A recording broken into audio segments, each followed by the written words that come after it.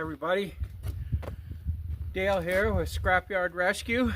Welcome back to another exciting adventure with Fairlane number 2 here.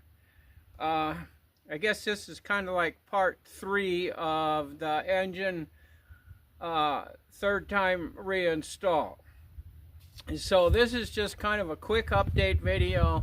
I've made a couple decisions on this car, the engine, what I'm planning on doing. So first of all, right now the way this sits, it has brand new heads on it that were done professionally at the machine shop. It has a reground crank, all new bearings. The transmission has been rebuilt. It's got a new carburetor, new alternator, new water pump. I guess, you know, I guess that's what it is, all on that. But now this is a 64 engine too. It's got a 5-bolt transmission. That was the first nightmare I ran into. I didn't realize that 64 to 65 was a transition period on these cars, and you know, once I got into it, then I found out. But anyways, I can't seem to figure out what is causing the noise in the front part of the engine. The only two things left that I can think of are having a problem is that it must have either a connecting rod is bad in there and it's up here in the front and it's, you know, rattling in the piston, or the camshaft has a problem with it, which I'm not convinced it's the camshaft. The only noise I can hear on this engine when I listen for it is right here in the front, right in the timing chain cover and stuff. I've run all around the engine with a pipe stuck in my ear, and I go on every cylinder on the intake and every cylinder on the exhaust, all the way around, listen around the top of the engine, in the back of the engine, and everything is just perfectly smooth. You can hear the motor running just fine in there. The only place I hear the noise is if I put the pipe on the timing cover up at the top, on the water pump, and down on the distributor where it goes into the top of the engine. That's where I hear the noise coming from. So it's something in the front of the engine, and I've taken all this stuff apart several times. I went through the other day, pulled the water pump off, pulled the timing cover off, checked the gears, made sure everything was right. Couldn't find anything wrong with anything. It's got a brand new timing set on it. Put it all back together, and it still makes the noise. So, anyways, on Friday, I called the machine shop that has the original engine out of this car that they've been working on. They've got the block. Well, the block is all clean, tanked, ready to go. It needs to be, one cylinder has to be sleeved, and then he's told me they're going to bore it out to 30 over, and then reinstall, you know, the cam, all that stuff. They've got the good crankshaft over there. They have the heads he told me for the engine are done. So basically they just have to finish up the block once, you know, get it bored, get it ready to go and stuff, and I'll be able to get that, and that will be the original engine for this car. And I have the transmission sitting over there on the bench, and I'm going to go ahead and put that back in the car. It's too late in the season here. It's the end of October, and we've had temperatures down in the 20s at night already. We're losing good weather really fast. So this won't be anything I'm going to do anymore now over the winter. But my plan is I'm going to put the original engine back in. 100% completely rebuilt. Plop that back in here and just be done with it. Now, what I'm going to do with this engine and transmission, there's two routes I'm thinking about going. One is, if anybody's interested in it, I'll sell the whole drivetrain for $1,000. Like I said, it's got a 5-bolt transmission that's rebuilt. Cost me $800 to have that transmission rebuilt. It has a freshly ground crank in here with all new bearings, and the heads on this engine are 100% rebuilt from the machine shop. So it's a good engine if you can figure out what the rattle is. And like I'm saying, if I'm thinking it's probably maybe a connecting rod, it's clunking in a wrist pin or something, and that's what's causing that rattling noise up here.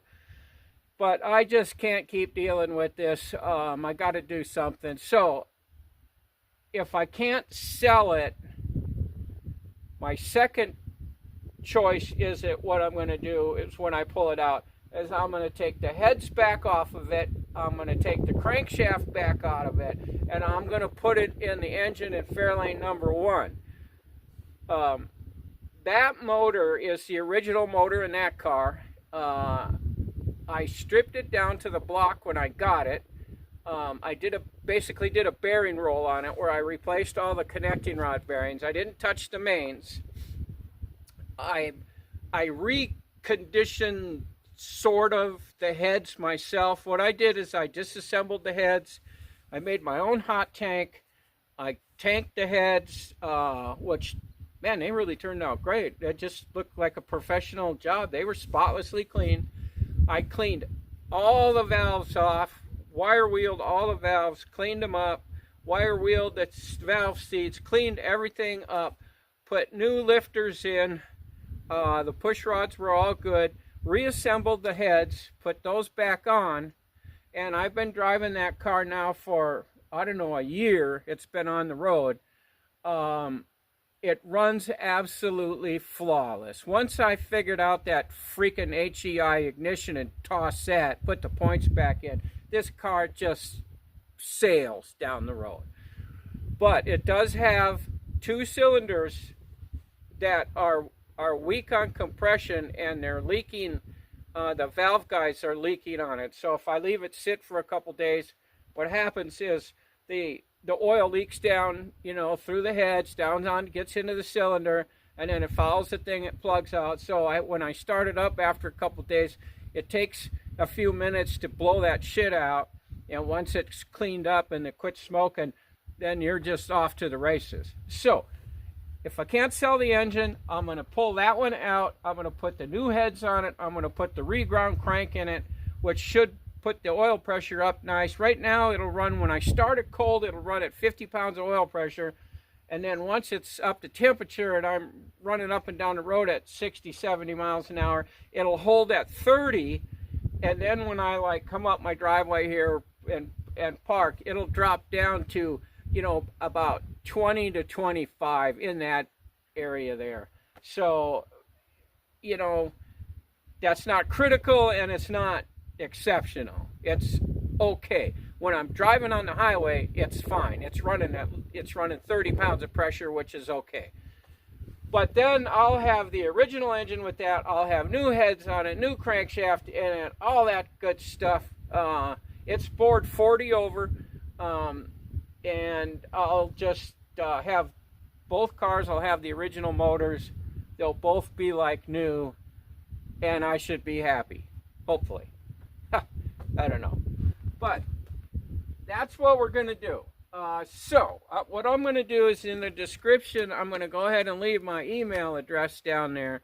If you guys, if anybody's interested in this at all, and you even just want to talk about it more or something, go ahead and send me an email, and I'll get back with you, and we can see what we can figure out what to do.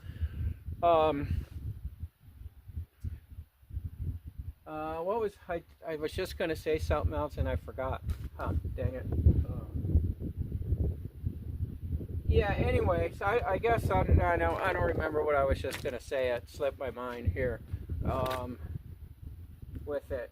Oh, I know what it was. I wanted to tell you basically where I'm located at, so if you are interested, you'll know how far you have to go to get it. I am in southeast Oregon, about 50 miles east of Klamath Falls, Oregon, is where I live. So you would have to figure on that. So anyways, that's all I wanted to do, kind of sort of close out the videos I've been doing on this until yeah, like I said, it's getting to be winter. We're gonna get some crap here pretty soon, and it's not gonna be fun out here. You get snow on the ground and stuff. I can't crawl underneath it.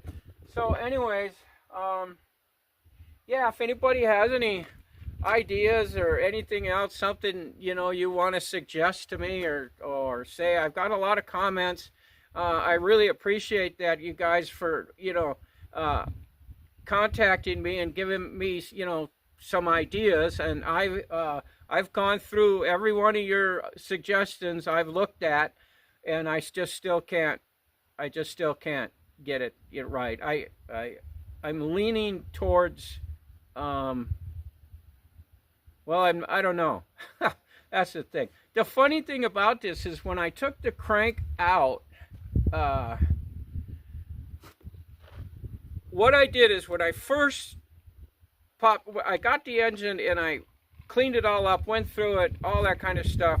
I checked the bearing. I pulled some bearing caps off the crankshaft, and the bearings looked like they hardly even ever been worn. They were still the Ford bearings, and they were just fine. And I took some off the connecting rods, and I pulled a couple of the mains, and it was the same thing. So I just put it back together and thought, hey, this is fine. The crankshaft looked perfect still. Well, when I first got it going then and it started making noise, I went, oh crap, I need to change. So I went underneath, did the bearing roll. I changed all the connecting rod bearings, put it all back together, started up, still made the noise. So the rest is history on that.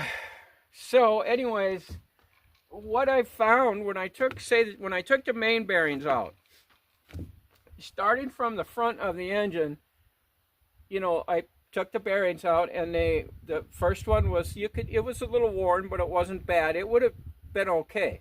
The second one was a little bit more. The third one, a little bit more. And then 4 and 5. Well, when I got down to 4 and 5, 4 had some copper showing, and 5 had a lot of copper showing. But it was only on the top of all the bearings. The wear was was up on the top.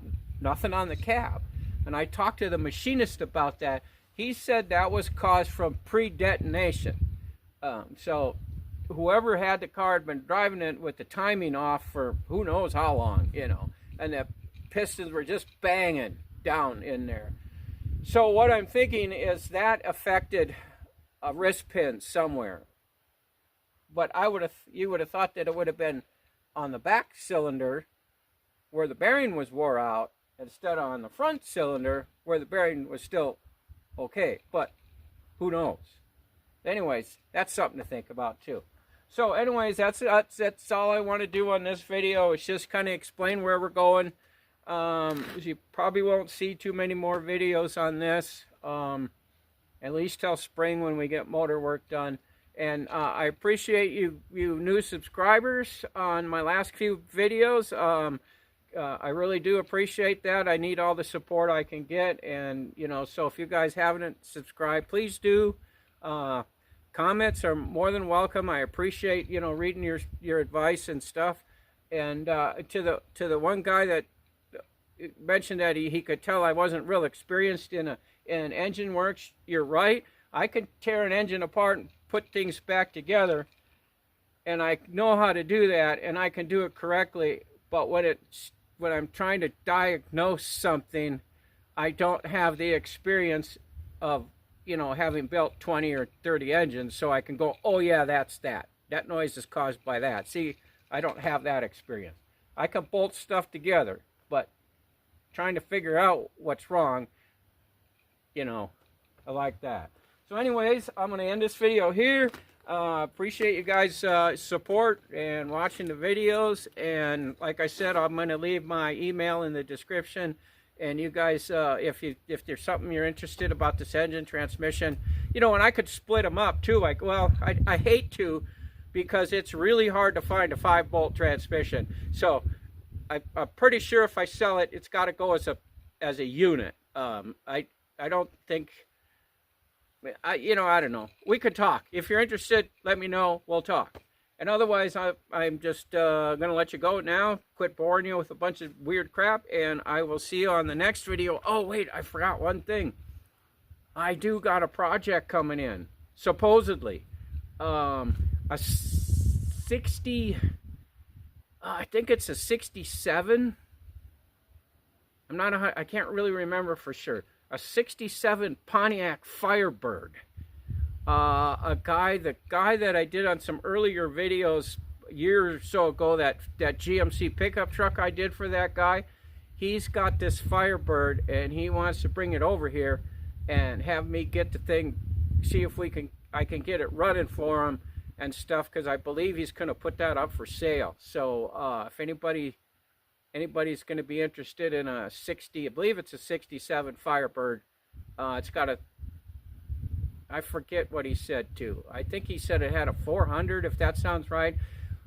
It has a stick shift, but it's only a 3-speed. It's not a 4-speed, unfortunately. So, but if you're interested in that, you know, let me know on that too. And hopefully here, he's supposed to bring it over on the weekend of the 27th, which is next weekend. So hopefully I'll have some cool videos on that car, that while these ones here can just, you know, sit out the winter and stuff. So anyways, I'll let you go. Talk to you later. Thanks for watching.